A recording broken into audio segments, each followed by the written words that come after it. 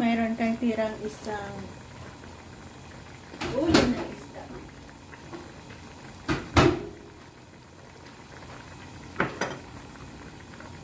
Nilagyan natin ang patola, mushroom at tirang piniritong ulo ng isda. Masarap.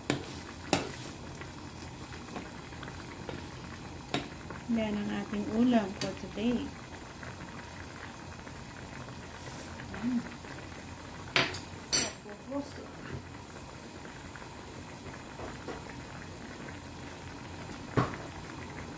To give a twist, lagyan natin ng isang itlog.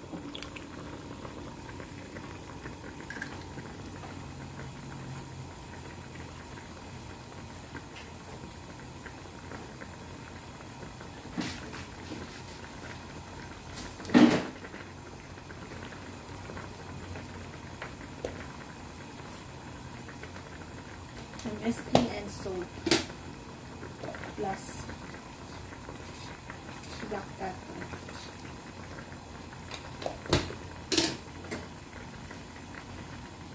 Hihigop tayo sa masarap na tirang ulo ng isda na imbis na itapon natin dahil wala na siyang laman.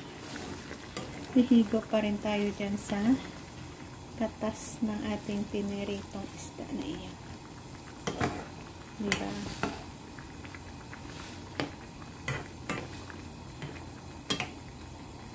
Hindi na sayang ang ating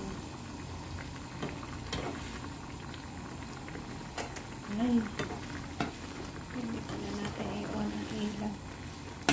So thank you guys. Masarap at masaganang sabaw na hihigupin sa tirang ulo ng isda ang ating binahagi sa inyo.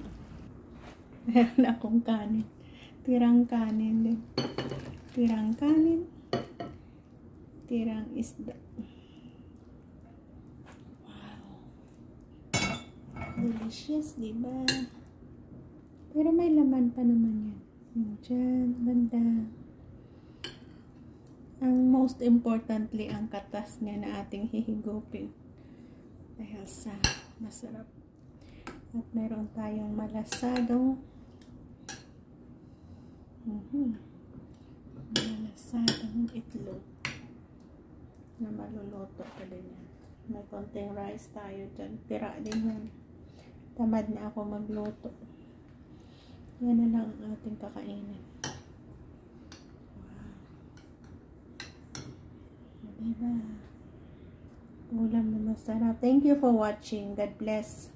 And mabuhay.